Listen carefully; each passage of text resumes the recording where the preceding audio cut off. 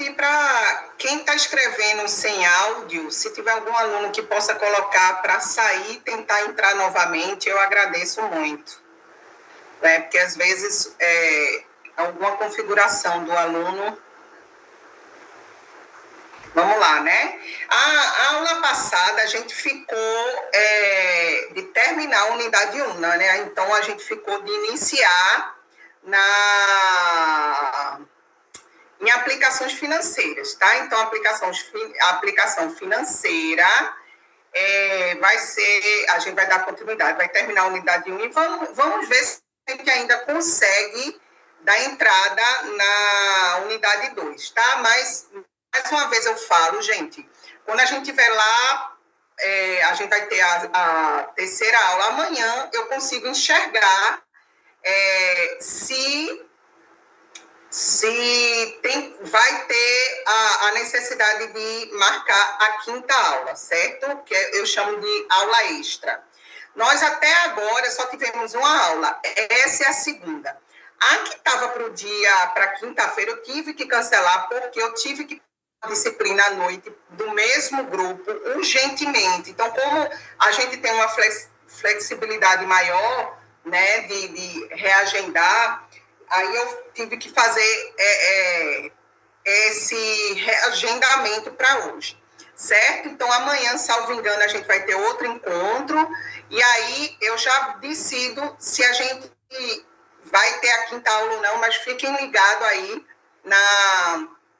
na questão dos cronogramas, tá? Das aulas.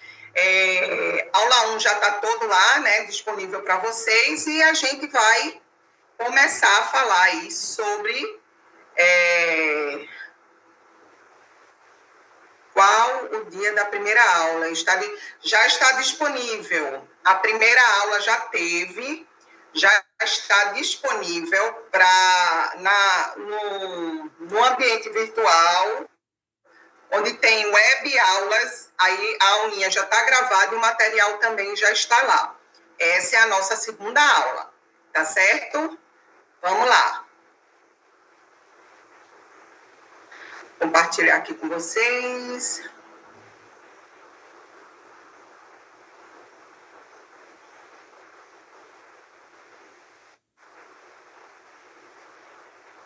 Deixa eu ver aqui. O que é que vocês estão perreados aí no...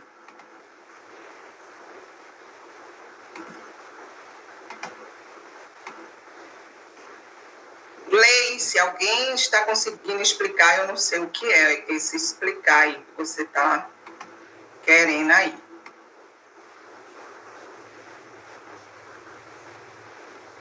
Pronto, então eu tirei as dúvidas aí de vocês. Escutar.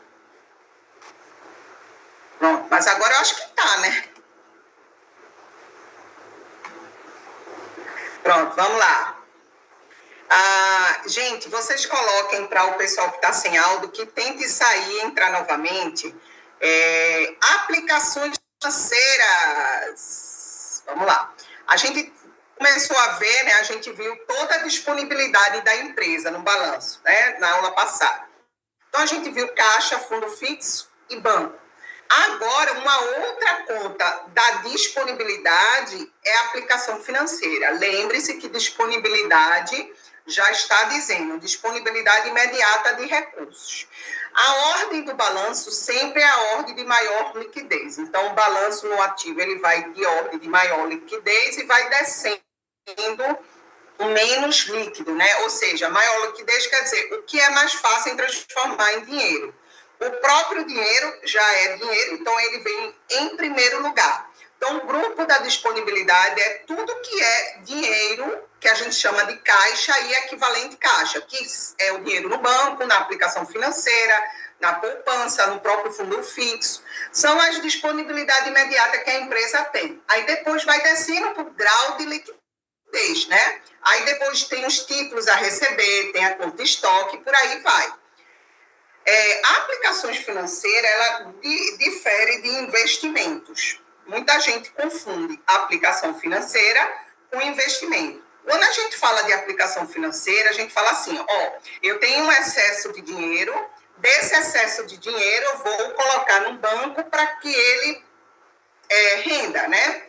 Aplique alguns juros em cima dele e ele vá rendendo aí.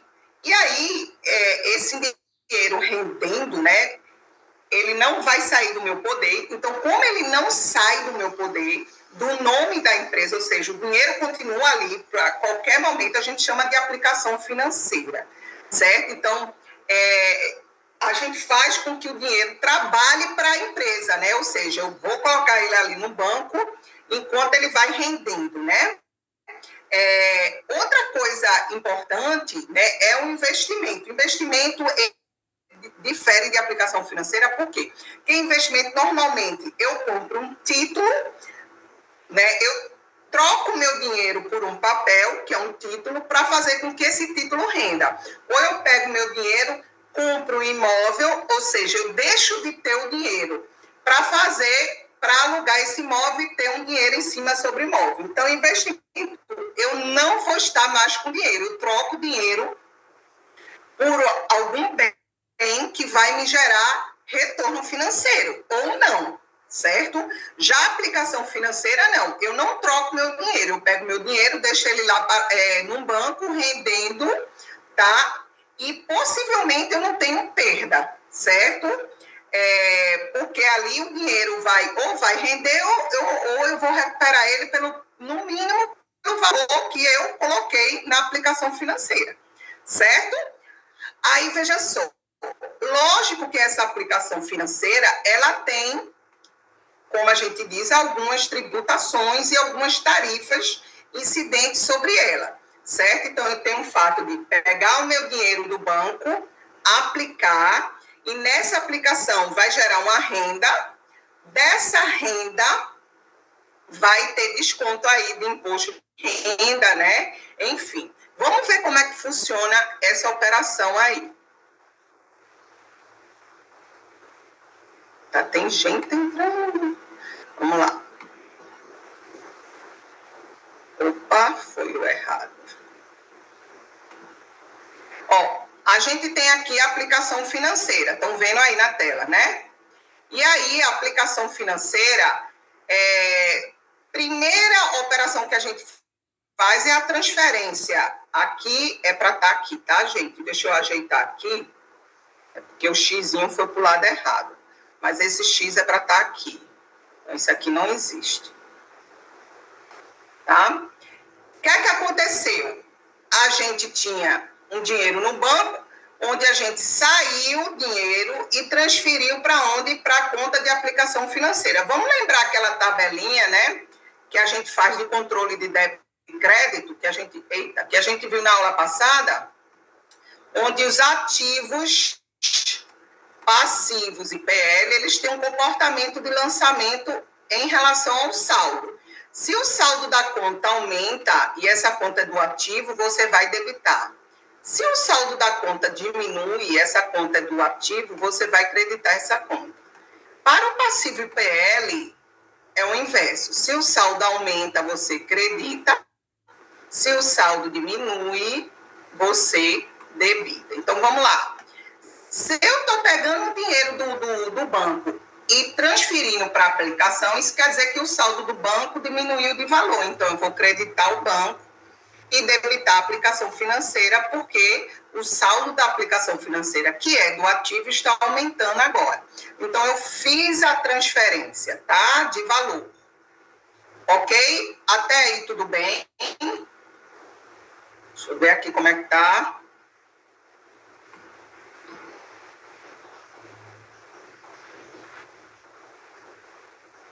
Pronto. Vocês estão brigando não, né, gente? Aí no chat não, né? Estão se comportando aí, né? Pronto, vamos lá. Voltando para cá. Certo. E agora? E agora ele vai passar um tempo e esse dinheiro que eu deixei na aplicação, ele vai gerar um rendimento, né? Vamos lá. Vamos supor que esse dinheiro que apliquei certo? Inicialmente teve um rendimento de 10 mil, certo? Então, vamos supor aí que eu fiz uma aplicação financeira de 100 mil e teve um rendimento de 10 mil durante um determinado período. E aí, o que acontece? Esse rendimento eu vou precisar registrar na contabilidade. Chegou lá o final do ano, tá? Eu vou registrar esse rendimento. Eu posso registrar o rendimento mensal ou o rendimento por período, né? Nesse caso aqui, como é rendimento, assim como funciona o salário da gente, né? Qualquer tipo de rendimento, ele tem tributação. Então, o governo diz assim, qualquer rendimento sobre aplicação financeira vai reter do contribuinte um imposto de renda em média 1,5% sobre o rendimento da aplicação financeira. Se a aplicação financeira rendeu 10 mil, então vou tirar desse 10 mil 1,5%. Só que esse 1,5% aqui, ó, do imposto de renda, ele tem a mesma visão do nosso imposto de renda de salário. Porque quando a gente tem imposto de renda salarial, o que é que a gente faz? No final do ano, a gente tem direito a ser restituído desse valor, certo? A mesma coisa é a empresa. A empresa, esse imposto de renda, o governo desconta, mas ela pode pegar esse valor e abater de dívidas de imposto de renda que ela tenha, ou qualquer dívida federal que ela tenha, certo? Então, o que é que eu faço? No momento que eu registrar essa retenção do imposto de renda, isso não vai ser um imposto a pagar para mim. Pelo contrário, isso vai ser um imposto a restituir, certo? O governo, ele desconta e depois eu posso abater esse valor nas minhas dívidas, se houver, né? Então, isso para mim, no momento do rendimento da aplicação, é um direito a receber que eu tenho para o governo.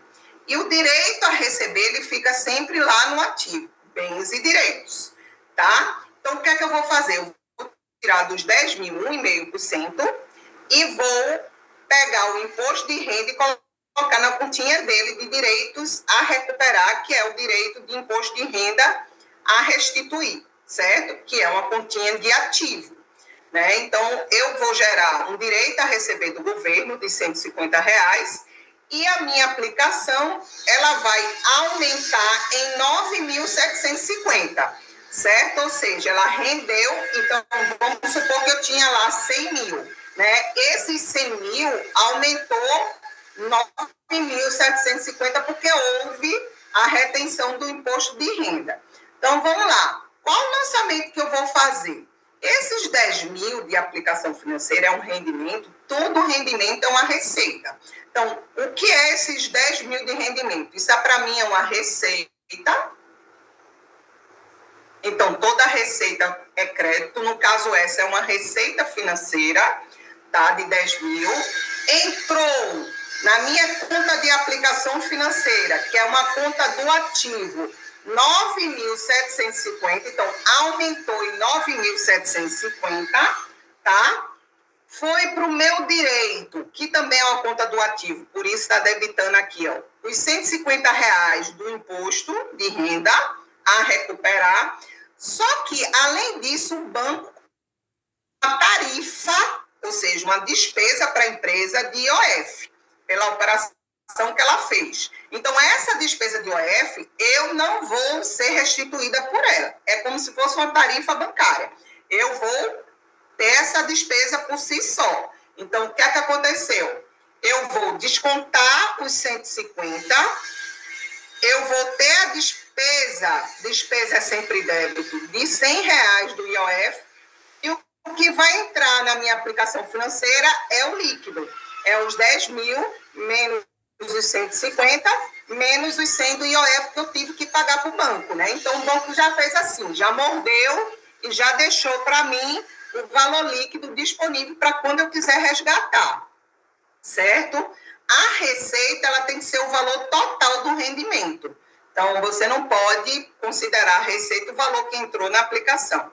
Então, a receita financeira é o valor total do rendimento, tá certo? Então, o lançamento do rendimento da aplicação financeira é essa. Rendeu, você vai creditar a receita total do rendimento E aí vai verificar o imposto de renda e outras despesas bancárias, que no caso aí é o IOF, certo? O imposto de renda ele tem um comportamento diferente do IOF, por quê? Porque o imposto de renda você vai ter um direito de receber depois, mais para frente.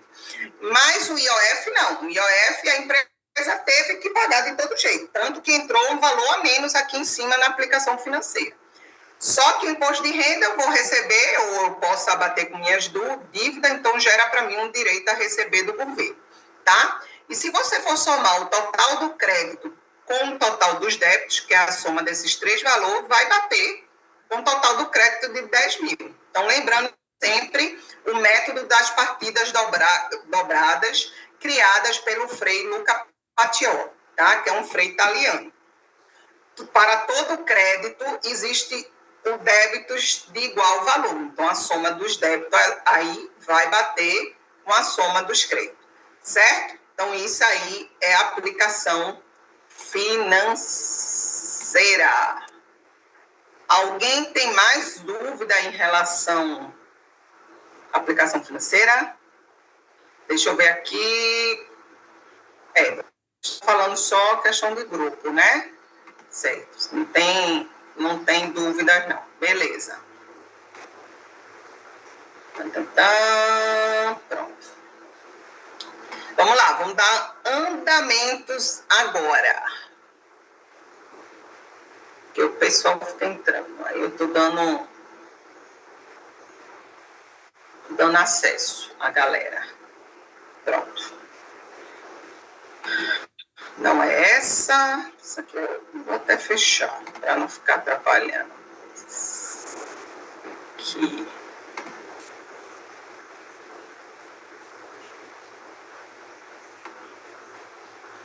Operações financeiras. Vamos lá. O que é isso? Vamos ver. Operações financeiras são operações com empréstimos, né?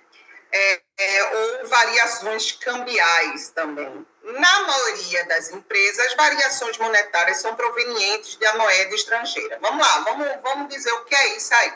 Vamos supor que a empresa ela compre mercadorias para revender dos Estados Unidos, de um país estrangeiro. Então, ela vai trabalhar ali com importação, tá? Se ela vai trabalhar com importação, ela, evidentemente, vai trabalhar com moeda estrangeira. Então, como fica a nossa contabilidade na variação da moeda estrangeira, tá? Então, o que é que acontece? Vamos supor que eu compre hoje mercadorias no valor de 14 mil reais, sei lá, vou dar outro valor, de 50 mil reais. Hoje, a data do meu contrato, a moeda do dólar, atualizando ou fazendo a variação, a troca para real, daria hoje 50 mil reais. Então, eu fecho o contrato com X dólares, que hoje dá 50 mil reais. Só que eu só vou pagar a esse fornecedor estrangeiro daqui a 30 dias. Então, no momento que eu registro essa dívida, ela vai ser registrada por 50 mil reais. Só que no ato que eu for pagar essa dívida, esses 50 mil reais não vai mais existir, porque existe a variação cambial da moeda. Então, vamos supor que, mais para frente, eu preciso pagar esse valor, só que esse valor, em vez de ser 50 mil, agora é 55 mil. Então, existiu ali uma variação monetária de 5 mil. É essa situação que a gente vai ver como a contabilidade comporta, tá? Então, vamos supor que uma empresa possua uma dívida de 10 mil reais na data do encerramento do balanço, determinada data, que foi, sei lá, um empréstimo que ela tomou em moeda estrangeira. Só que, quando a empresa foi pagar esse empréstimo no outro ano, houve variações monetárias, fazendo com que essa dívida de 10 mil fosse para 14 mil. Ou seja, houve uma variação para mais de 4 mil reais. Então, ao invés de eu pagar 10 mil, eu vou pagar 14 mil reais devido à variação da moeda.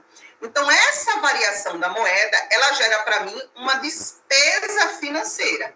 Então, o que é que vai acontecer? Eu vou, evidentemente, lançar lá débito de despesa financeira e crédito de empréstimo a pagar, né, evidentemente, aumentando a dívida para que eu faça esse pagamento aí, né, nesse momento dessa variação cambial aí que ocorreu. O que acontece muito também, gente, é assim, as grandes empresas costumam realizar essa variação antes mesmo do pagamento ou recebimento.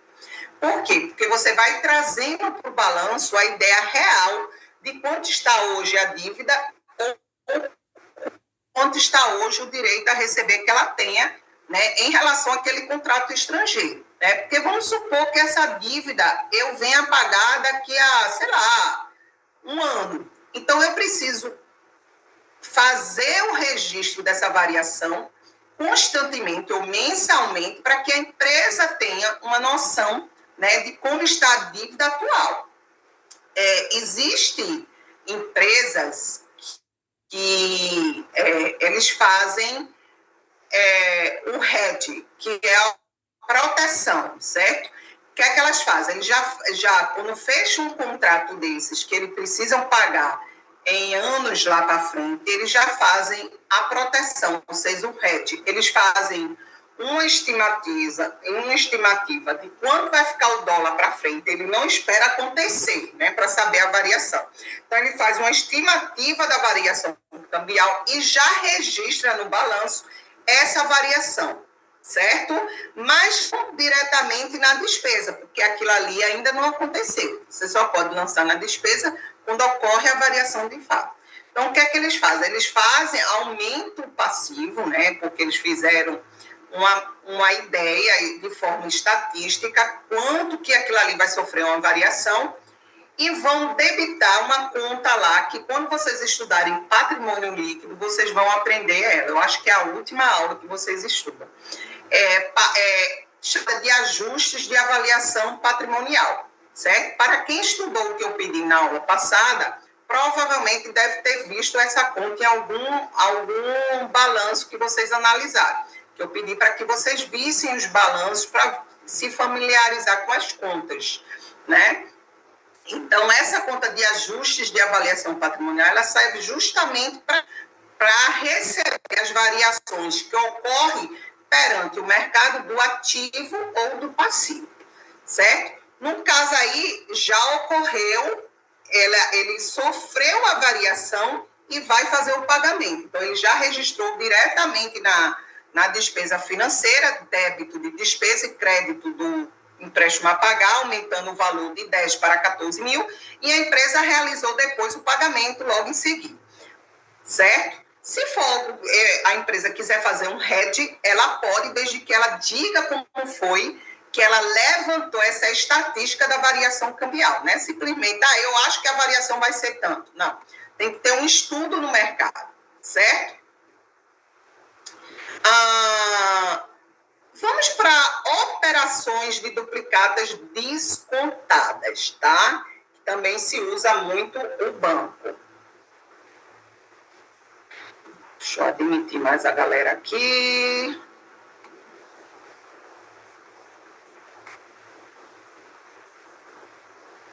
Esta estatística de variação parcial ocorre erros no final do pagamento. Olha, Lucas, às vezes não há, certo, tanta variação de diferença, mas lógico que vai haver uma diferençazinha, né? Porque ninguém aqui vai adivinhar exatamente quanto vai variar o dólar, mas ele chega a um valor mais próximo para deixar o usuário informado, né? Porque, veja, você está olhando o balanço, você vai tomar uma decisão. Tem uma dívida lá estrangeira de 100 mil reais. Só que, olha a diferença de você botar 100 mil reais para quando você for fazer o pagamento, de vez de você pagar 100 mil, você vai pagar 180 mil. É uma diferença muito grande. Se você faz o hedge logo de início, você vai chegar a uma margem mais perto de 180 mil. vamos supor, ele vai fazer, digamos que ele chegue a 170 mil. Então, ele já vai provisionar lá o passivo dele, as obrigações, ao invés de 100, em 170 mil em média, para que o usuário ele consiga entender, né, que a dívida não é 100 mil, mas é em média 170 mil, quando chegar o momento, é o valor mais ou menos que ele vai pagar, certo? Então, o RED é muito bom, tá?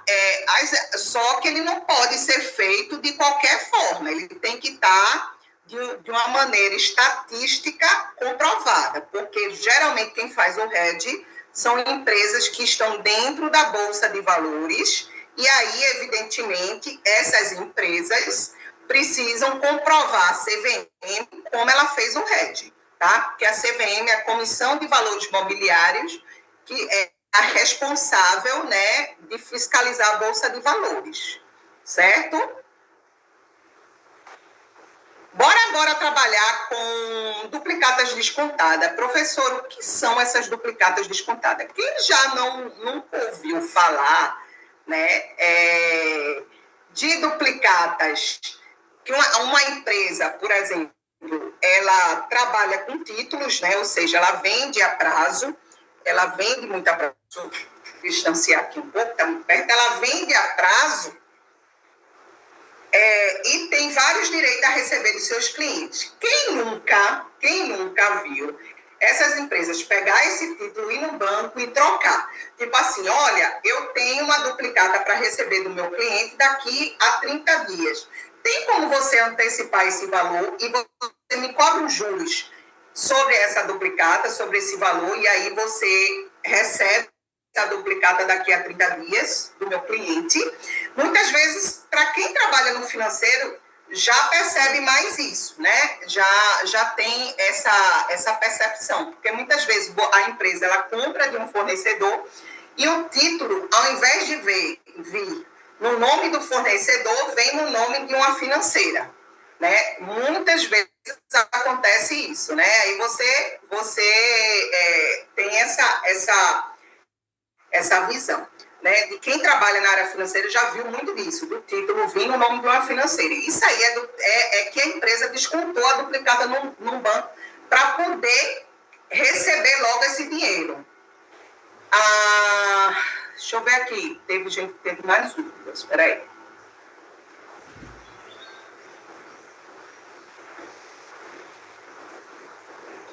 Alguém falou de área pública aqui, só que eu não estou ouvindo.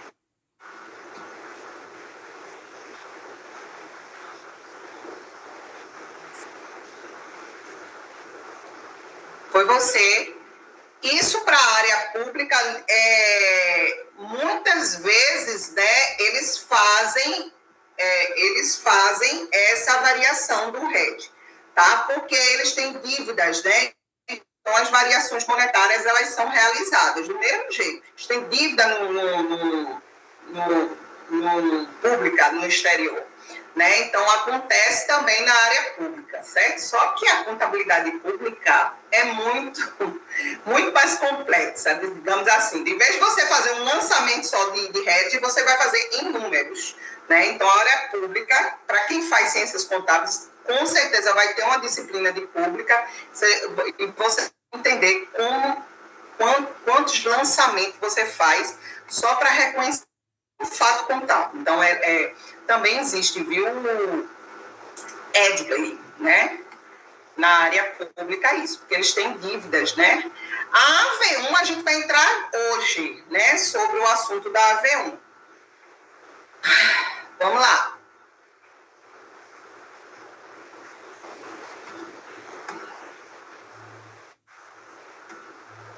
Bom, então esses títulos que eu falei, né, que muita gente vê lá no nome da instituição financeira, ao invés do fornecedor, e muitas vezes você fica, nossa, e agora? Não sei o quê, como é que eu faço?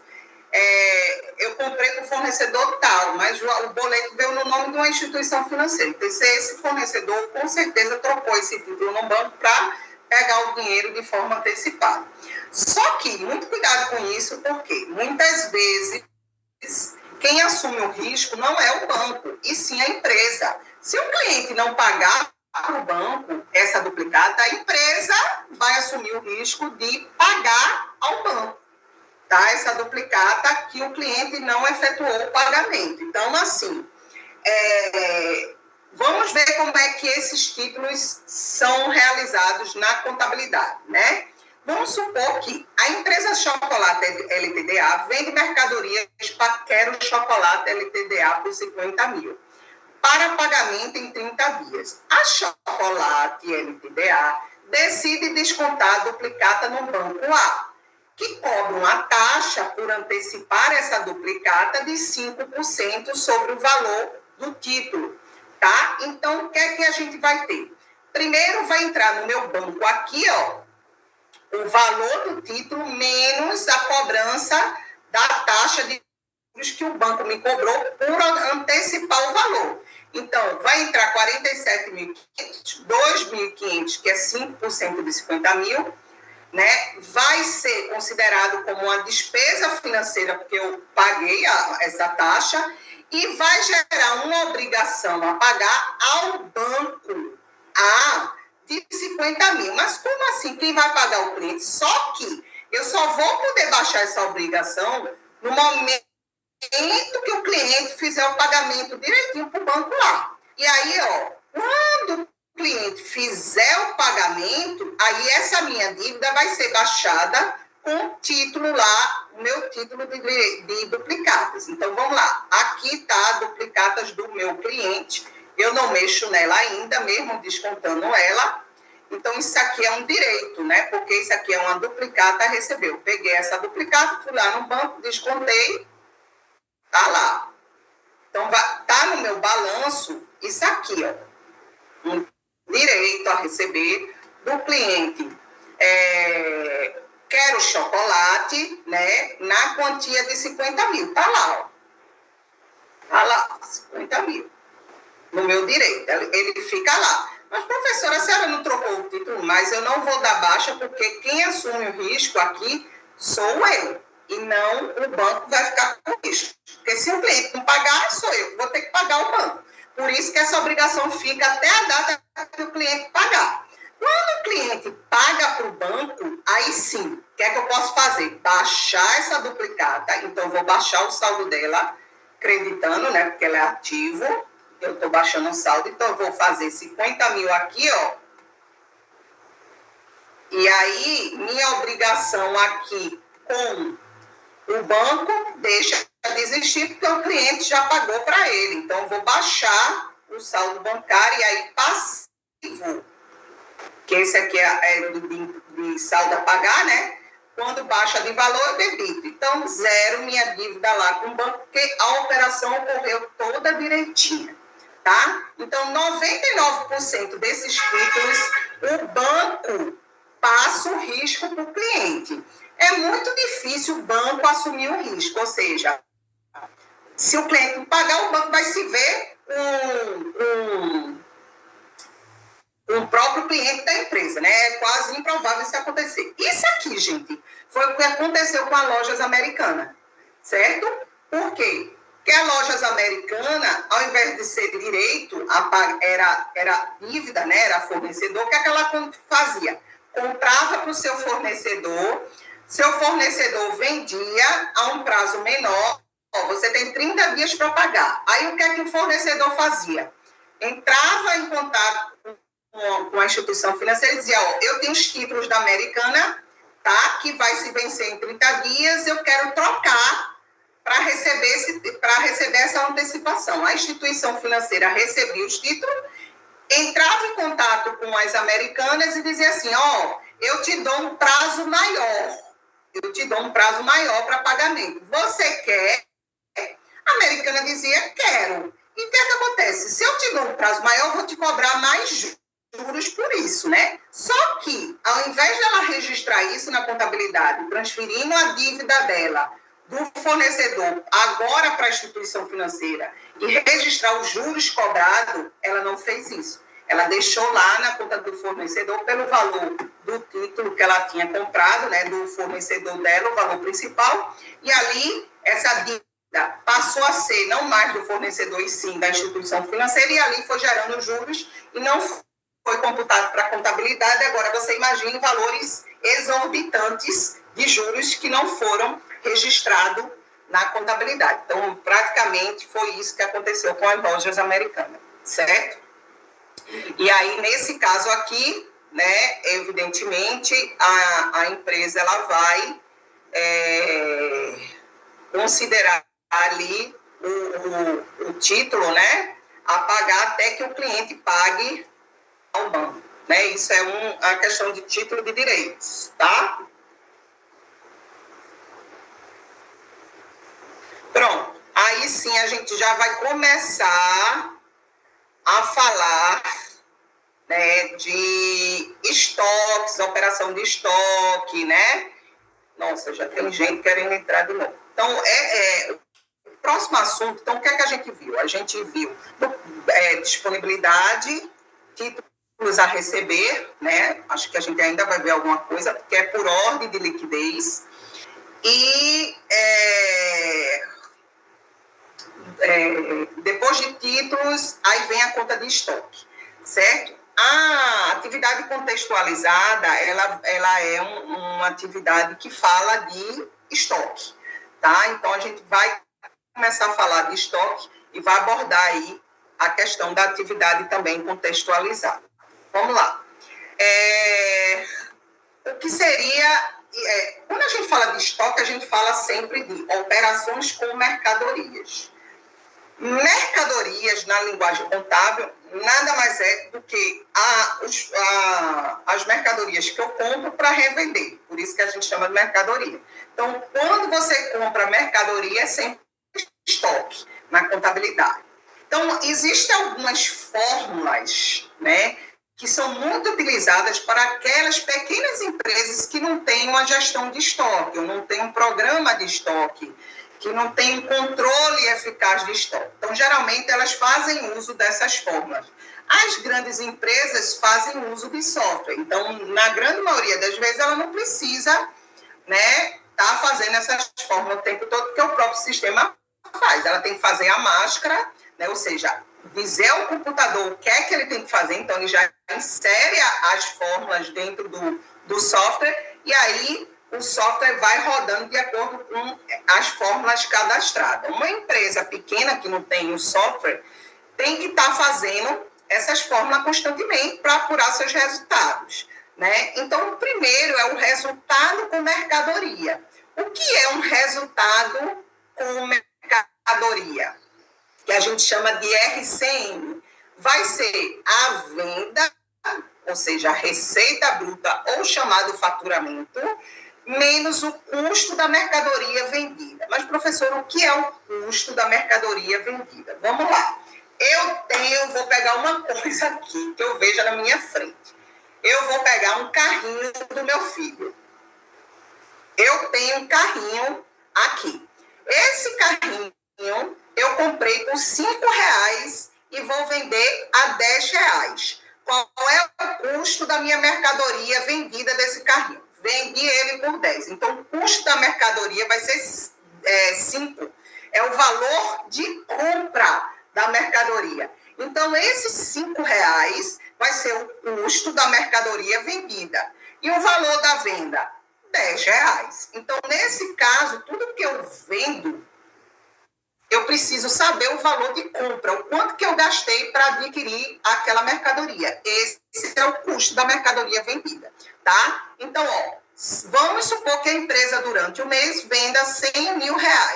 Dessas vendas, o preço de entrada dessas mercadorias foram de R$30 mil. Então, o RCM aí vai ser R$70 mil. Isso corresponde ao resultado de 70% do valor da venda. Caso o valor venha a ser negativo, a empresa tem que ajustar o estoque. Ou seja, não pode ser negativo. Você tem que vender ou por um valor maior do que o custo da mercadoria ou por valor igual, certo? Por quê? Porque o estoque, a regra do estoque, ela diz assim, o custo da mercadoria ele tem que ficar ou igual ou inferior ao valor líquido de venda, ao valor líquido de venda, tá? Então, se esse valor aqui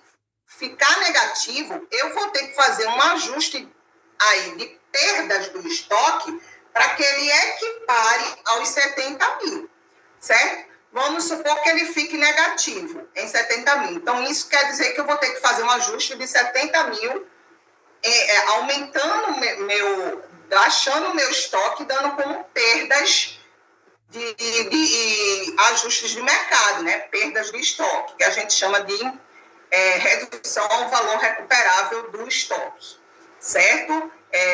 Inclusive, isso eu acho que é o CPC 02, o pronunciamento 02, a norma internacional 02, que fala de redução do valor recuperável do estoque. Então, é regra, para não haver ajuste do estoque, que esse valor seja positivo, certo? Então, a lógica legal é essa. O custo da mercadoria vendida, se você não tem, que na grande maioria das vezes, a empresa que não tem o software, ela não tem o controle desse custo. Ela sabe que ela tinha X valor de compras e baixou Y, né? Então, para ela descobrir o custo da mercadoria vendida no ano todo, ela pode fazer essa forma. Por isso que muitas vezes encerra o ano, no dia 1 de janeiro, tem muita empresa lá fechada, 1 e 2, né? De janeiro, a gente faz fechada para balanço. Elas estão levantando o estoque para poder fazer essa fórmula aí. Quando a empresa não fecha para balanço, normalmente ela já tem um software bem redondinho, rodando 100%, então ela não precisa fechar a empresa para balanço. Né? Quando a empresa fecha para balanço, é porque ela vai precisar fazer essa fórmula na grande maioria das vezes, para que ela consiga encontrar o custo da mercadoria vendida no ano. E como é que ela faz? Qual é a fórmula? Ela vai pegar o estoque inicial, que ela começou o ano, vamos supor, o ano de 2023. Então, o estoque inicial no dia 1 de janeiro de 2023 e vai colocar. Vai somar tudo que ela comprou no ano, que ela vai ter que ter esse controle, e vai subtrair do estoque que ela terminou no final do ano. Por isso que ela fecha o balanço, porque ela vai contar o estoque dela, tanto por quantidade como em valor em real. Eu tenho X valor no estoque final. Então, fazendo isso, ela consegue encontrar o custo da mercadoria vendida e passar a informação para o contador da empresa, tá? Outra coisa, você também pode substituir o custo de mercadoria vendida pela própria RCM. Vamos supor, eu posso encontrar a RCM, mesmo sem ter o custo no momento, aí eu faço a fórmula do custo para encontrar o custo e achar aí a RCM. Né? Então, basta eu inserir a fórmula do CMV dentro da fórmula do RCM. Né? Então, aqui, vendas R$10, estoque inicial 5, compras R$2, estoque final 3. Então, o que é que eu posso fazer? CMV, estoque inicial 5, mais as compras, menos o estoque final. Então, o CMV aqui é 4, e esse CMV eu vou colocar dentro da fórmula da RCM. E aí, nesse caso, deu positivo, tudo tranquilo, 60% do valor da venda, beleza, show de bola, certo? Então, sempre lembrando dessas formulazinhas e lembrando a vocês que aquelas microempreendedor faz muito isso, algumas lojazinhas de comércio pequeno também faz essas fórmulas, eles fecham lá para balanço para fazer essa contagem e levantar o custo. Certo? Agora a gente entra na atividade contextualizada. Dúvidas no RCM, no CMV? Tudo tranquilo? Acredito que sim. Não falou nada. Vamos lá. Vamos agora, outra coisa importante, tá? Que é o critério de avaliação de estoque. O que é o critério de avaliação de estoque? Vamos supor, volta o carrinho aqui do meu filho. Você tem um carrinho. Eu vendo só esse carrinho. Aí, o que é que acontece? Hoje eu compro ele por R$5. Daqui a 10 dias, esse carrinho está R$5,50. Depois, no mesmo mês, ele foi para R$5,70. Depois, no mesmo mês, ele foi para 5,80. Veja a variação de preços de compra. E aí, veja, quando você vende o carro, você vai baixar por que custo? Pelo custo de 5? Pelo custo de 5,10? Pelo custo de 5,60? Como é que você vai fazer isso? Para isso, existem os critérios de avaliação de estoque, tá? São esses critérios que a empresa precisa escolher para aplicar na sua empresa. Beleza? Vamos falar deles, tá? Quais são eles? Primeiro, o critério do preço específico. Então, eu vou ter que ter um software controlando tudo que entrar. Se o carrinho entrou por 5, eu vou ter que ter uma etiqueta que linke ao carrinho que entrou por 5. Porque na hora que eu der baixa, vai ser a baixa dos 5. E aí o outro que entrou por 5,10 vai ter uma etiqueta específica. Na hora que eu der baixa dele, o sistema vai entender que esse carrinho entrou por 5,10, então ele vai baixar por 5,10. O preço de entrada vai ser o preço de baixa do custo de mercadoria vendida. Esse, para quem tem um software 100% anos-luz, consegue fazer ele. Geralmente, são empresas que não têm um volume muito grande de mix de produtos, né? Tipo automóveis, se faz o preço específico, né? Empresas de imóveis que não têm um volume muito grande de mercadoria diferenciadas fazem um preço específico. Quando você trabalha, por exemplo, uma empresa de ferramentas ou ferragens, imagine vocês a quantidade de produtos, parafuso, dobradiça, não sei o quê, tipo um comercial, né? Para você fazer um preço específico é muito difícil, tá? É muito difícil, porque vai ter parafuso entrando por 50 centavos, 60 centavos, 70 centavos. Então, na grande maioria das vezes, eles escolhem ou PEPs ou a média ponderada. Mas, professora, nós não temos o EPS. Qual é? Eita. Qual é o problema do EPS? No Brasil, o EPS ele é proibido, no Brasil. Tá? Por quê? Porque o EPS ele tem a tendência de aumentar o valor do custo. Óbvio que ele vai ser proibido, porque se aumenta o valor do custo, evidentemente o lucro diminui e a empresa paga menos imposto. E aí o EPS no Brasil é proibido, mas isso não dá a facilidade de você não estudar. Você tem que saber, porque é um dos critérios de avaliação. Aqui ele é proibido, mas em outro lugar ele pode não ser. Como nossa contabilidade internacional, então você tem que saber. Então, quais são os critérios de avaliação de estoque? Preço específico, esses são os métodos de avaliação de estoque. Preço específico, já falei, é o mais fácil que tem. O PEPs também é um dos queridinhos aí, né, das empresas. O que é que ele diz? O primeiro a entrar será o primeiro a sair. O primeiro carrinho a entrar sempre será o primeiro a sair. Aquele valor que entrar primeiro, na hora que eu baixar a venda, é esse valor que vai sair. Se o primeiro valor que entrou do carrinho foi 5, então é esse carrinho de 5 que vai sair, certo? Primeiro mercadoria a entrar, primeiro a sair. A média ponderada não, ela tira uma média no mês. Entrou carrinho por 5, por 5,50, 5,60. Quantos carrinhos eu tenho? R$1.000. Então eu vou somar 1.000 carrinhos, eu vou somar o valor total de carrinhos monetário no mês, R$100, e dividir pela quantidade de carrinhos. Aí eu tenho uma média de preço, tá? Essa é a média ponderada, o preço médio. O EPS não. Veja a lógica do EPS. O último a entrar será o primeiro a sair. Ou seja, o último carrinho que entrar será o primeiro carrinho a sair. Se entrar por 5, 5,20, 5,30, 5,60, ele será o primeiro a sair sendo o último. E aquele antigo vai ficando obsoleto lá no estoque. Por isso que ele também não é muito atrativo.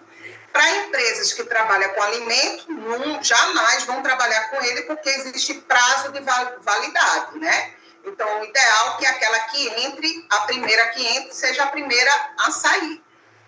O EPS, ele tem uma visão de que o custo ele fica mais próximo ao valor atual de mercado, né? Porque já que o custo que eu estou baixando é o último valor que entrou. Porém, ele tem essa tendência de deixar obsoleto aquelas primeiras mercadorias que entraram, né? Então, não é muito interessante. Mas depois eu vou pedir para que vocês vejam a matéria e o vídeo no meu site sobre critérios de avaliação do estoque. Vou mostrar a vocês, tá? Isso vai ajudar muito vocês fazerem também a atividade contextualizada. Vamos entender esses critérios? Vamos supor que a empresa realizou essas compras no ano de 2017 e essas vendas, tá? No dia 1 de março e no dia 10, perceba que é dentro do mesmo mês. No dia 1, ele comprou 100 unidades a um preço unitário de R$2. Do mesmo produto, no dia 10, ele comprou 50 unidades a um preço unitário de R$3. E aí, no dia 20, ele vendeu 120 unidades desse produto, e no dia 31 de março, ele vendeu 10 unidades desse produto. E aí, qual vai ser o custo que eu vou baixar? Por 2, por 3, uma média? E aí? Vamos primeiro ver pelo critério de PEPs, né? Primeiro que entra, primeiro que sai. Aqui está a ficha do estoque, que a gente chama de ficha de inventário. Lembrando que a ficha de inventário você só vai trabalhar pelo preço de custo, sempre, tá? Aí vamos lá as compras. No dia 1 de março, ele comprou 100 unidades a um preço de 2, fazendo o total de estoque de 200. No dia 10, ele comprou 50 a um preço de 3, dando um total de 150. Então, aqui no estoque, antes dele vender, teoricamente, ele teria R$350 aqui de estoque, tá? 150 unidades com preços diferentes. Beleza. No dia 20, ele vendeu 120 unidades. E agora? Se eu for pelo PEPs, eu primeiro vou dar baixa naquelas unidades, primeiramente, que entrou, para depois baixar as outras. Primeiro que entra, primeiro que sai. Então, se ele vendeu 120, primeiro eu vou tirar esses 100, e aí são as saídas, não é pelo preço de venda, sim pelo preço de custo. Sai 100 unidades a um preço de custo de 2, e aí o custo dessas 100 unidades foi de 200. Se ele vendeu 120, aqui acabou meu estoque, né? Não existe mais porque eu já dei baixa. Vai sobrar aqui, ó. Eu vou tirar 20 unidades desses 50 agora, que é o próximo. E aí eu vou tirar 20 unidades. Agora o preço é 3, vai ser 60. Se eu quiser saber o custo total do dia 20, eu somo esses dois, ó, R$260. Foram o custo das mercadorias que ele vendeu no dia 20. Aí, o meu estoque final no dia 20 ficou de 30 unidades que sobrou desses 50, ainda com preço de R$3, ficando um total de estoque de 90 no dia 20. Então, tem lá ainda R$90 para baixar de custo. E aí, no dia 31, ele vende 10 unidades. Beleza. Se ele vende mais 10, eu vou tirar ainda desses 30 aqui, já que não houve mais nenhuma compra. Eu tiro 10 daqui, né? A um preço ainda de 3. E aí, o custo do dia 31 vai ser 30, né? Quanto é que foi o estoque final no mês de março? Eu vou ficar com 20 unidades a um custo de 3, meu estoque final vai ser de R$60. E meu custo da mercadoria vendida? Aí eu venho o somatório das saídas aqui, ó. O total de todas as saídas ao preço de custo. Não vai botar preço de venda, não. É preço de custo. Inventário é preço de custo. E aí, ó, 200 mais 60 mais 30, R$290. Nesse inventário aqui, eu consigo descobrir quem é o CMV do mês de março, custo da mercadoria vendida, a quantidade do estoque final em quantidade. Eita, meu Deus, peraí. E aqui ficou punk, viu? Então, aqui, ó, estoque final em quantidade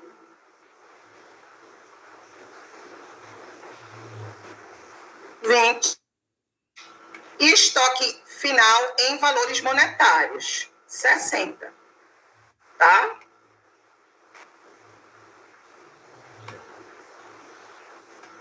Em dinheiro, tá? Beleza? Então, esse é o PEPS. Primeiro que entra, primeiro que sai, tá? Então, conceito de PEPS dado. Vamos para o EPS agora, certo? Vamos para o EPS. Deixa eu olhar aqui para ver se vocês...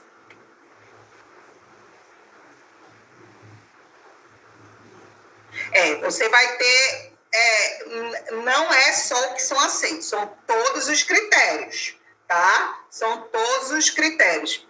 Preço específico, PEPS, UEPS e média ponderada, tá certo? Eu eu acredito que tem algumas referências, tem esse videozinho que eu vou passar para vocês, o artigo, tá? Vou dizer aonde vocês podem buscar mais informações também, tá? Antes de terminar a aula.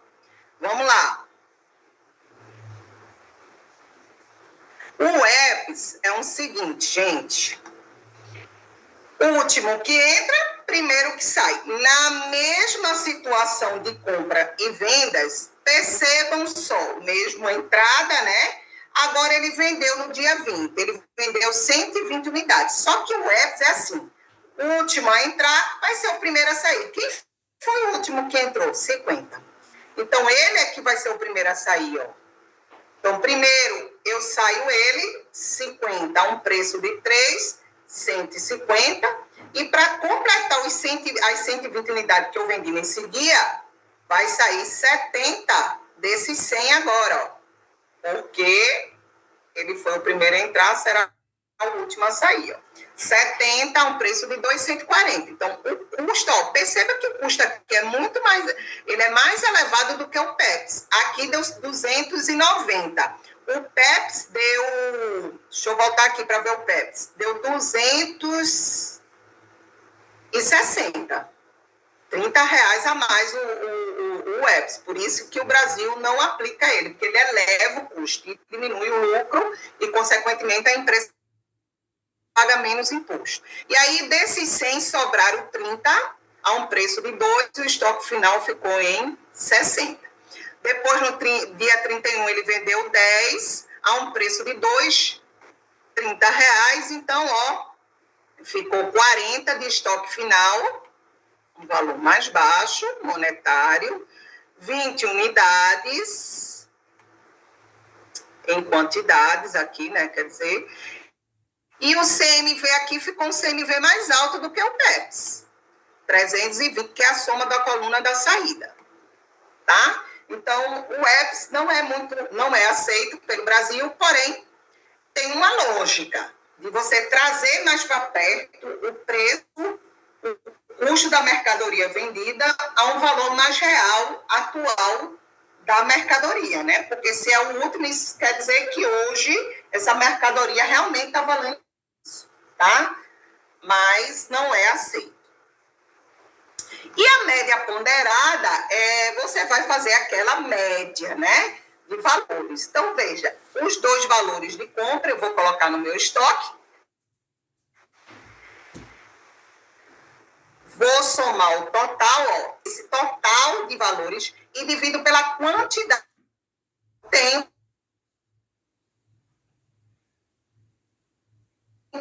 para achar o preço médio. Então, eu vou pegar unidades. Aí é beleza, ó, pão, queijo.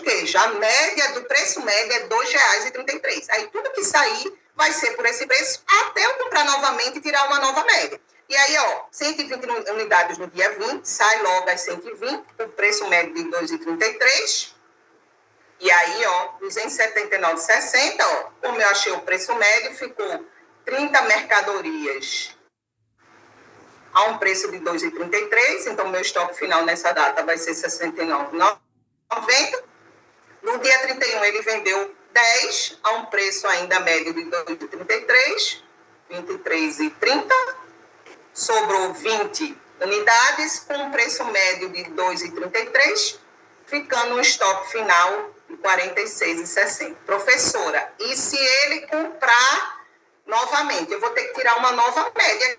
Se ele comprar mais 10 a um preço de 2,50, eu vou ter que somar de novo e tirar uma nova média aqui, né? Tirar uma nova média aqui. Opa, 250, eu acho, né? Fazer uma nova média aqui, tá? E aí, ó, eu vou dividir por 30 unidades. Aí eu vou fazer uma nova média aqui, somando o estoque final desse dia com a nova compra e achar uma nova média aqui, ó. Certo? Então, a média ponderada, ela funciona dessa forma. Tem muita gente que trabalha com média ponderada, tá? Então, aqui deu 302,90. Foi um pouco maior do PEPS, por isso que a grande maioria tem a tendência de fazer média ponderada, que é um dos bons também, né? Porque você faz uma média ponderada, você chega mais próximo ao preço real também, de uma certa forma. Então, média ponderada também é muito utilizada aí, certo? Até mais do que o PEPS. Então, preço específico, média ponderada e PEPS, né? Eu acho que nessa ordem é o que mais o pessoal usa, certo?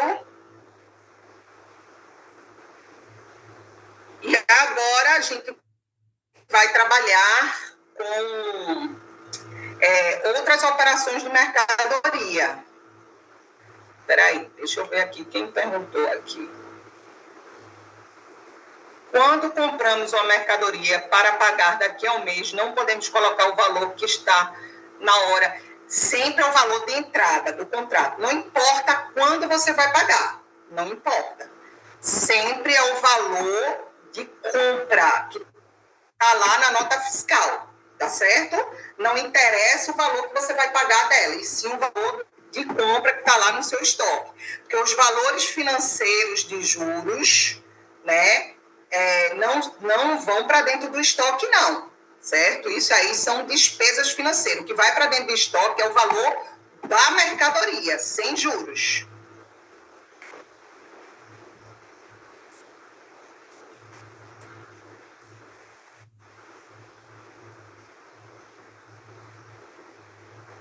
Terminando aqui, vamos lá. Valor de mercadoria, fatos que alteram a compra. Vamos lá. Operações de estoque ainda. Vamos supor que a empresa tenha que devolver um valor que ela vendeu de mercadoria, né? O cliente comprou, mas não quero mais, vou devolver. Devolução de vendas é uma despesa para a empresa, é uma dedução, ou seja, se eu considerei uma receita lá atrás, agora eu vou deduzir essa receita. As novas receitas que a empresa vai acontecer. Então, vou diminuir e essa conta se chama devolução de vendas, que é lá no resultado, é como se fosse uma despesa. Então, toda vez que que um cliente devolver mercadoria para a empresa, eu preciso devolver o valor para ele ou gerar um crédito, tanto faz. Aí eu vou debitar devoluções de venda lá no resultado, como se fosse uma despesa, e vou creditar o caixa ou taxar duplicata, dependendo da forma que eu vendi para esse cliente, certo? Creditar o caixa, porque eu vou dar a saída do meu caixa, então saldo baixa, e por isso que eu estou creditando, para pagar o meu cliente. Ou baixa duplicatas a receber, porque aí eu não vou ter mais direito a receber desse cliente, porque ele está devolvendo. E a outra operação que eu tenho que fazer em devolução de venda é voltar essa mercadoria para o meu estoque. Se eu tinha dado baixa nela, agora eu vou voltar. E como é que eu volto? Eu vou aumentar o saldo do meu estoque, então eu vou debitar estoque e vou recuperar ou creditar a conta de ICMV. Mas, professora, despesas e custos, né, sempre débito mas existe um momento que você recupera, porque em algum momento você lançou aquela despesa ou aquele custo a débito, mas aí ele não vai mais existir, então eu vou recuperar, ou seja, creditar para anular a operação. Se um mês atrás eu debitei o custo da mercadoria vendida, agora eu vou ter que creditar porque essa operação não mais aconteceu, tá? Não vai acontecer mais, ou seja, ela foi revertida. E aí eu faço geralmente os lançamentos reversos. Quando você vende, você debita CMV e credita estoque, mas quando você devolve, o cliente devolve, você debita o estoque novamente e credita o CMV fazendo o mesmo lançamento inverso, certo? Isso para a devolução de vendas. E compra. Eu fui lá, comprei mercadoria para o meu fornecedor. E agora? Eu vou ter que fazer o quê? Devolver para o meu fornecedor. Então, aquela obrigação que eu tinha não vai mais existir. Então, se eu vou baixar minha obrigação, eu vou debitar fornecedor e creditar devoluções de compras ou estoque. Eu vou debitar fornecedor e baixar minha conta de estoque. Porque uma vez que ele entrou por débito, agora ele vai ter que dar baixa o crédito, que eu vou devolver essa mercadoria aí, tá bom? Então, devolução de compras, ela funciona dessa forma. Agora vamos falar de abatimentos, né? Tanto de vendas como de compras, né? Que a empresa tem, certo? Se ela tem abatimentos, né, de vendas, você está fazendo o quê? Você está dando descontos, né? Está dando abatimentos para o seu cliente. Não é descontos financeiros, são abatimentos porque a mercadoria está danificada ou alguma coisa assim. Então, esse abatimento, que geralmente vem dentro da nota fiscal, vai debitar abatimentos sobre vendas, como sendo uma despesa lá, dedução da receita, e vai creditar o caixa, porque vai sair da conta caixa e aí conta do ativo, quando reduz o saldo, credita. Lembrando do nosso controle de lançamento do débito e crédito. Já abatimentos, quando você compra, ao contrário, isso gera para mim uma receita, né? Receitas sobre compras, porque eu tive um desconto, né? Na hora que comprei. Então, vai baixar minha obrigação ou o valor do caixa, né? Assim, vai baixar minha obrigação ou voltar o meu dinheiro para o caixa, porque eu tive um abatimento, certo? Obrigação em débito, porque é do passivo, quando você diminui o saldo do passivo, você debita. E crédito da receita de abatimentos, receita é sempre crédito, sobre as compras, porque isso é como eu tenho uma receita, porque eu estou ali tendo um valor menor do que o produto deveria. Já os descontos comerciais, eles são aqueles descontos porque você pagou um valor antecipada, aí você tem um desconto financeiro. Você pagou até o dia 5, você tem algum desconto financeiro. Então, esse desconto financeiro, né, vai te gerar uma receita também, né? Os descontos financeiros que você tem, certo? Também te gera uma receita. Ao mesmo tempo, se você tiver um juros pago porque pagou uma duplicata atrasada, isso vai te debitar uma despesa e aí você vai ter você pagou os juros, vai pagar um valor a mais, né? Vai sair do caixa ou banco e vai ter uma despesa com juros, certo?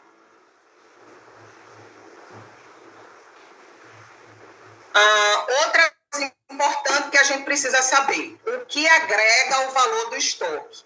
Gente, todo custo que a empresa tiver para adquirir aquela mercadoria tem que ser considerada com estoque. Principalmente o frete. Se eu comprei uma mercadoria para revender, paguei o valor da mercadoria e vou pagar o frete, esse frete vai para a conta do meu estoque também. Tá? Então, qualquer frete que a empresa pague para trazer a mercadoria da qual ela vai revender, apenas para aquela que ela vai revender, esse débito aí vai entrar no estoque. Então, vou debitar estoque, creditar a transportadora a pagar. Vou gerar uma obrigação a pagar para a transportadora. Tá? Então, seguros de cargas também entra no estoque. Né? Então, frete, seguros, montagem, alguma coisa relacionada à compra daquela mercadoria vai entrar no seu estoque. Professora, o ICMS, como é que funciona? Veja, existem duas situações. Uma, se a empresa for do Simples Nacional, um microempreendedor, que ele não é contribuinte direto do ICMS. Então, ele paga imposto único. Ele até contribui, mas dentro do imposto único. Nesse caso de empresas do Simples, eles não recuperam imposto ICMS, ou seja, o valor da nota é o valor de entrada no estoque. Pronto. Empresas que são contribuintes separadamente do ICMS, essas não. Eu preciso fazer a apuração do ICMS. Por exemplo, uma empresa que tem um regime tributário de lucro presumido. Eu vou ter o valor da nota, mas vou ter o ICMS destacado lá. Então, o que é que o governo diz? Olha, toda vez que você adquirir mercadoria para revender, você tem direitos a receber do Estado pelo do ICMS que está destacado na nota. E esse direito é aquela mesma coisa do imposto de renda. Você pode abater com as dívidas de ICMS que você terá a pagar na hora que vender a mercadoria. Tá? Então, toda vez que eu compro, eu gero direitos a receber de ICMS, e toda vez que eu vender mercadoria, eu vou gerar obrigações de ICMS. No final do mês, eu vejo quanto eu tenho de direitos de ICMS e abato com o saldo das minhas obrigações de ICMS. É assim que funciona para aquelas empresas que são contribuintes, tá, de ICMS. Aí vou dar um exemplo. Aqui em Pernambuco, o ICMS é 18% na circulação de mercadoria e alguns tipos de serviço, tá? Como é que isso acontece? Vamos supor que a empresa vá lá, compre R$100 de mercadoria em dinheiro e tenha 18% de ICMS e ela é contribuinte separada do ICMS. Então, ela tem que fazer a apuração do ICMS. Como vai ser esse lançamento relacionado ao ICMS também? Bom, o que vai entrar no estoque é o valor da nota menos o ICMS. O custo da mercadoria, o que entra no estoque, vai ser retirado dele o ICMS. Então, se a nota é 100, o ICMS é 18, o que entra no estoque vai ser 100 menos 18. Então, débito de estoque de 82, ICMS a receber ou a recuperar como direito, né? 18, perceba que ele está debitando, porque ele é uma conta do ativo, está aumentando de saldo, e vai sair do meu caixa o valor da nota fiscal de R$100. Pronto, registrei a compra de mercadoria para aquelas empresas que são contribuintes de ICMS separadamente, tá? Essa mesma mercadoria eu vendi por R$300. Como é que eu faço isso? Vendi à vista. Vai entrar dinheiro no meu caixa, debitar caixa e vou creditar a receita de vendas, porque receita é sempre crédito. Desse valor, a empresa terá uma obrigação a pagar de ICMS de 18% sobre o valor da venda. Então, se é uma obrigação, ICMS, os impostos, a gente nunca paga no mesmo mês que vem. A gente sempre paga no mês subsequente. Então, o que é que vai acontecer?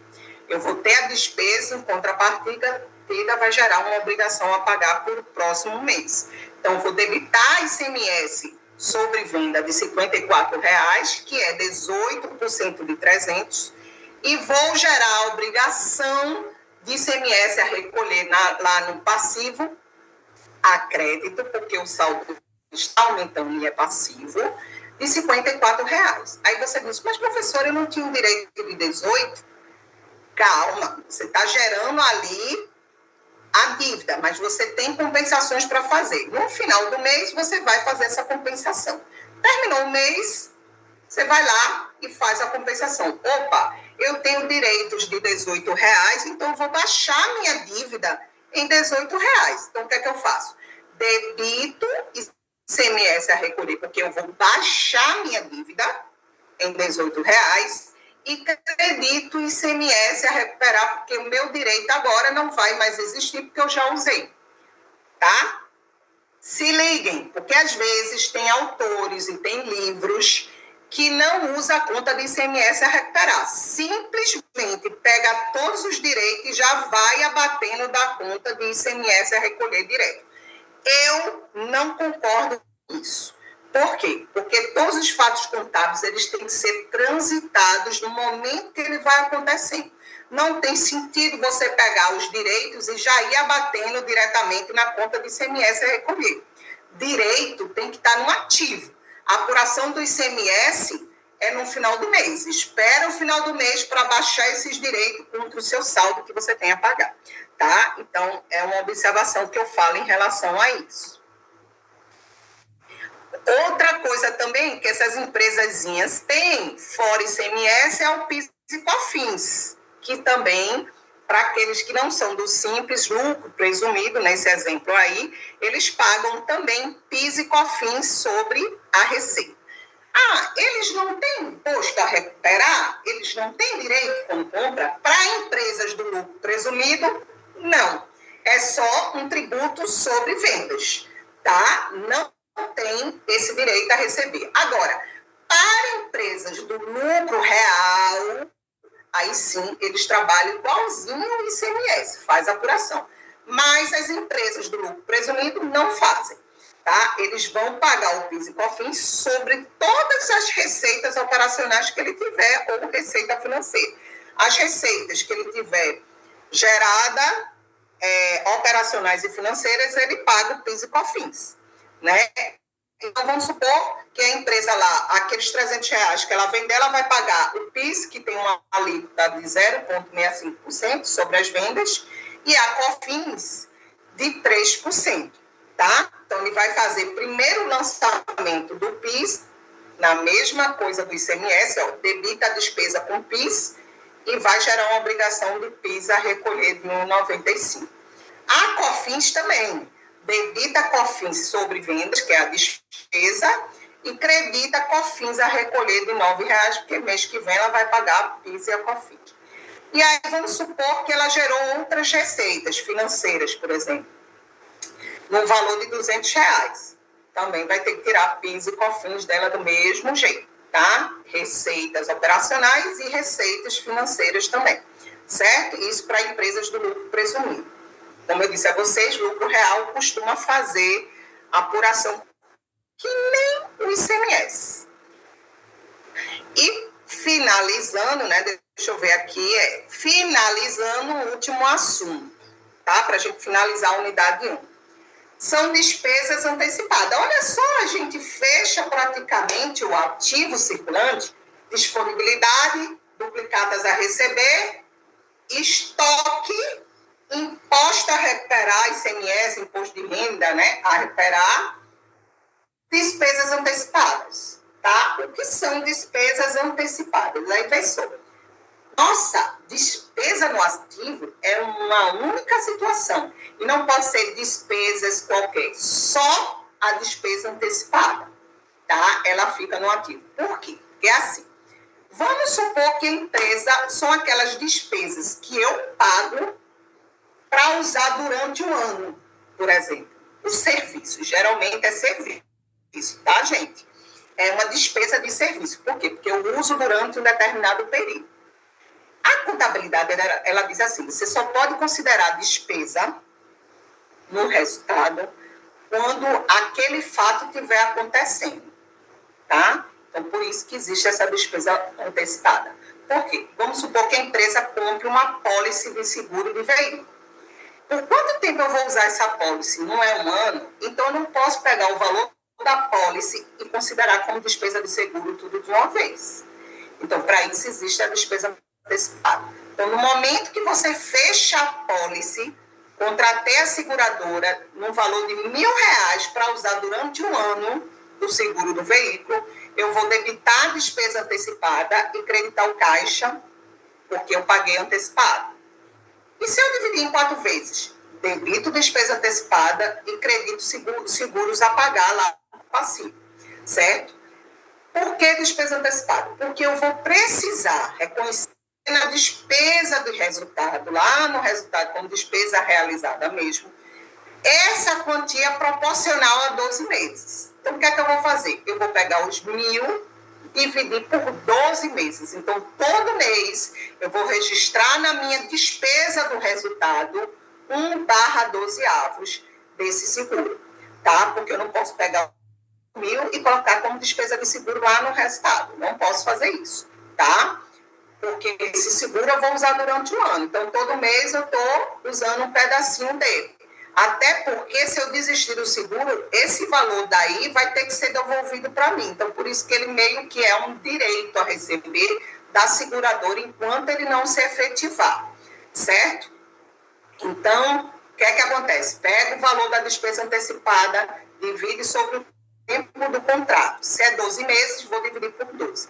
Todo mês eu vou reconhecer na minha despesa de seguro R$ 83,33. Como esse seguro aqui foi contratado no dia 1 de março, então, para o final do mês, são 10 meses, né?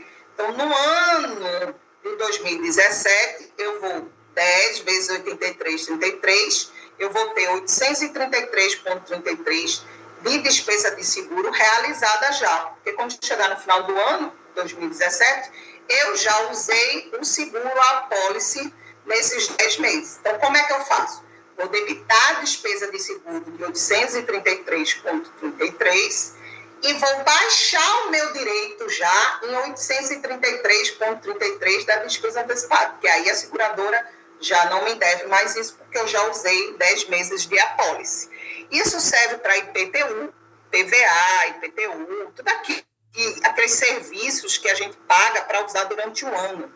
Né? Se você faz um contrato com uma manutenção de ar-condicionado de um ano, a mesma coisa, o serviço de ar-condicionado vai ser um ano. Você vai pagar ela um contrato de, sei lá, R$ 10.000, você não pode, no dia do contrato, considerar esses 10 mil como uma despesa de manutenção de uma vez. Por quê? Você vai passar um ano usando essa manutenção aí, porque foi um contrato fechado.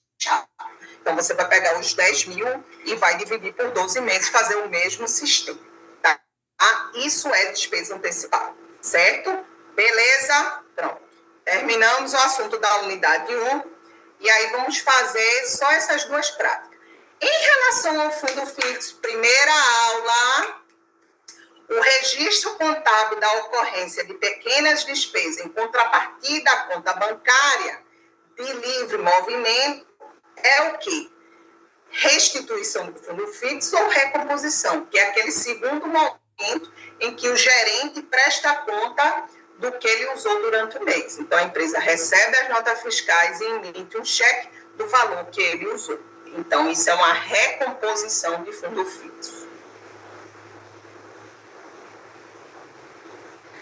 E aqui, certa companhia mercantil descontou as duplicatas que ele tinha pelo valor de 25 mil, com vencimento em 30 dias em uma instituição bancária. E essa empresa cobrou 2% de juros. Assinale a alternativa que representa o lançamento da operação. Veja só, gente, por que aqui é juros passivos e não é uma despesa financeira de imediato? Porque nesse caso aqui, a duplicata, percebe que o valor dela é grande, a empresa vai passar um tempo aí, né? No caso aqui, o vencimento é de 30 dias, então ela não pode pegar no dia que ela fechou o contrato, trocou o título e gerar uma despesa logo, porque ele vai passar 30 dias. Então, só vai baixar esses 500 depois de 30 dias como despesa financeira, tá? Então, por isso que ele vai debitar, o banco vai entrar, então o banco vai descontar o título, vai dizer, pronto, 24.500 é seu, 500 vai ser meu daqui a 30 dias, tá? Então, esses juros passivos, gente, é uma conta redutora, tá? Da instituição a pagar ou duplicatas descontadas lá no passivo, tá? Então, esses juros a pagar, ele fica aqui, ó, vai estar lá, instituição a pagar Bradesco ou duplicatas descontadas Bradesco lá no passivo, tá? No momento que ele fecha, isso no passivo. E esses juros é uma conta redutora. Eu também pedi para vocês estudarem conta redutora, não foi? Na aula passada. Então, ele vai diminuir aqui em 500 os 25 mil da duplicadas descontadas. O que é que ele está querendo dizer aqui na hora do balanço que ele fecha o contrato? Ele está dizendo que se a empresa não esperar os 30 dias, teoricamente, a empresa deve à instituição financeira 24.500, né? Mas se passar os 30 dias, aí tudo bem, ela vai dever os 25 mil. Então, esses juros aqui, ele fica esperando juros passivos, né, que é uma conta redutora, passar esses 30 dias, ó, ele fica lá esperando passar os 30 dias. Depois dos 30 dias, o que é que a contabilidade fez? Agora sim, passou os 30 dias, o cliente pagou lá, então o que é que eu vou fazer? Eu vou debitar juros, despesas financeiras, né, que é despesas bancárias, despesas financeiras, lá no meu resultado financeira, e vou creditar aqui, ó, esses juros apropriar passivo e vou zerar a conta dos R$ 500, ó. Aí sim eu baixo porque ele foi efetivado, certo? Os R$ 500. O grande problema da receita e despesa é porque ela é gerada pelo regime de competência, tá? Esse regime de competência, ele diz assim, você não pode sair reconhecendo despesa e receita em períodos, né, que ela não foi efetivada ainda, não foi reconhecida ainda. Não é pelo momento que você paga, porque o banco pode simplesmente, a empresa pode simplesmente não pagar o banco, ou o cliente não o banco, nem a empresa paga o banco, a dívida vai estar lá. Mas a despesa financeira já passou os 30 dias, aí ela vai ter que ser efetivada para o resultado, porque ela só vai ser efetivada em 30 dias, tá? Então, eu não posso, na hora que eu fecho o contrato, pegar lá tudo que vai ser despesa daquele contrato e jogar lá no resultado como despesa financeira, porque aquele contrato, pelo tempo, não foi efetivado. Se eu quiser pagar em um momento antecipado, aquela despesa que eu registrei como despesa no resultado, está errado, porque eu não vou ter aquela despesa toda, eu vou ter uma despesa menor, porque eu estou pagando o valor antecipado. Por isso que eu tenho que estar apropriando de maneira proporcional ao contrato. Se é em 12 parcelas, é a despesa do contrato, lá, de juros, dividida em 12 parcelas, e assim por diante, tá? Essa última questão fala do ICMS, né? Então, o que é que diz? A empresa compra à vista 200 mil em estoque e vende 160 mil desse estoque. Então, a gente vai fazer a apuração. 18% em cima de 200 mil, tá? E 18% em cima de 160 mil das vendas. Não vendeu, porque você pode estar pensando, nossa, ele só teve 160, mas ele só vendeu a metade do estoque, né? Então, teoricamente, seria a metade do valor, né? Então, para eu fazer essa apuração de ICMS, eu tenho que fazer 18% em cima de 200 mil e 18% em cima de 160 mil, tá? Aí vocês vão calcular aí, evidentemente, como o valor de entrada aqui do estoque que ele tem está maior do que o valor da quantidade do estoque que ele vendeu, vai dar um saldo a recuperar, né? Ou seja, a empresa ainda, mesmo pensando, ainda vai ter direito a receber, né? Então, vamos fazer a apuração, o quanto que ele tem de direitos a receber e quanto ele tem a pagar. Então, eu faço vezes 18% em cima desse e faço vezes 18% em cima desse. E tiro a diferença dos ICMS entre um e outro, e eu vou chegar a um saldo credor de 7 mil, um saldo a recuperar de 7.200. Eu ainda tenho, para compensar das dívidas que eu tiver de ICMS, 7.200. Aí você pergunta, isso pode acontecer? Pode. Quando a empresa está iniciando, ela compra, então, teoricamente, ela vai ter bastante direito ali no início, e ela começa a vender. O primeiro mês, possivelmente, ela não vende o estoque todo, né? Então, a empresa, ela só vira para saldo devedor, ou seja, ela deixa de ter saldo a recuperar quando ela está no fluxo normal das atividades dela. Mas quando ela está iniciando, geralmente ela fica com saldo a recuperar, porque ela enche o estoque dela e começa a realizar as vendas. Então, é evidentemente que ela, num primeiro mês, ela não vai vender tudo. Então, ela vai continuar, teoricamente, com saldo a recuperar ainda para bater para o próximo mês.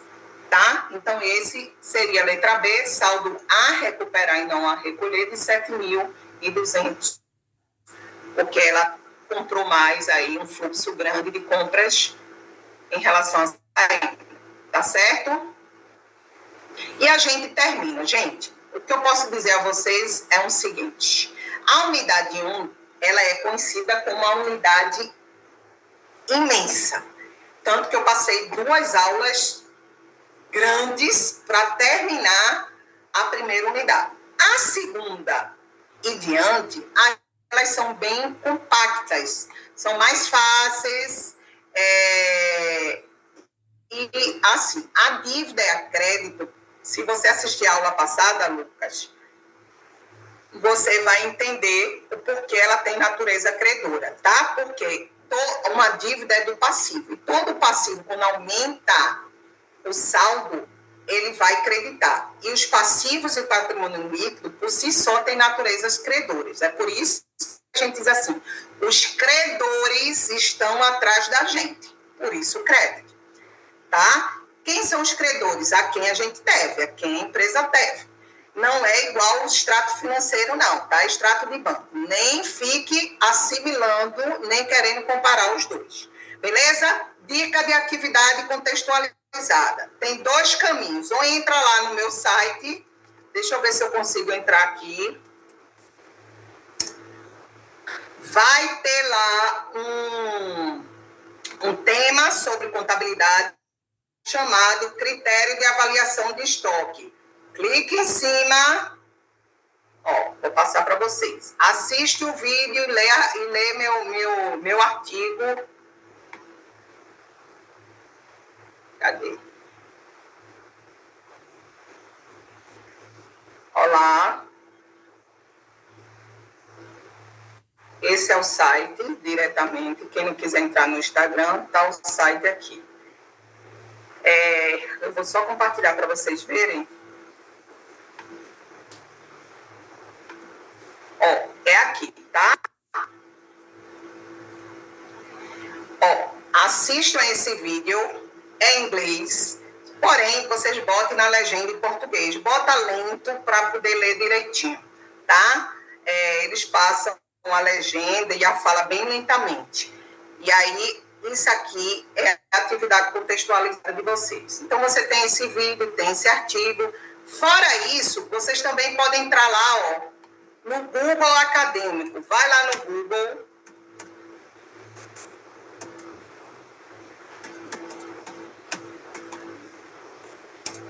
Entra no Google, coloca assim, ó, Google Acadêmico. Tá aparecendo aí? Não sei se tá. Mas, ó, entrou no Google Acadêmico, coloca lá, ó, critério de avaliação do estoque. E vê o que é que tem de artigos. Certo? Outra coisa, fora isso, você também, ó, pode colocar o nome dos critérios. PEPs, UEPs e média ponderada, para ver o custo médio, tá? Ó, tá vendo? Pronto. Esse artigo aqui, ó, um estudo de caso no ramo farmacêutico, é interessante também. Entra lá, vai ler. Por quê? Porque existe a revisão da literatura, ó. Deixa eu ver se eu estou compartilhando aqui direitinho. Vou compartilhar de novo, porque eu não sei se está mostrando. Ó, isso é um artigo que também pode ajudar. Ó. Por quê? Porque na revisão da literatura aqui, ó, introdução, revisão, ele fala, ó, controle de estoque, PEPs, tá vendo? É feito um livrinho, ó, o EPS, média ponderada, tem citações diretas. Olha que bacana. E aqui é um exemplo prático, ó. É um exemplo prático em uma farmácia, ó. Tá vendo? Então, isso é algo interessante para vocês. Vou jogar também aí o link para vocês acessarem. Ferramenta eu dei para vocês, tá? Leiam, estudem, acessem livros pela biblioteca virtual, certo? Em contabilidade geral, contabilidade introdutória. Todos têm o critério de avaliação de estoque. Método de avaliação e critério de avaliação de estoque é igual, tá bom? Dúvidas? Podemos encerrar, eu acho que amanhã, né? Amanhã temos aula. Beijo grande para vocês. Tudo certinho. Até a próxima aula. Beijo no coração. Vamos embora estudar. Tchau.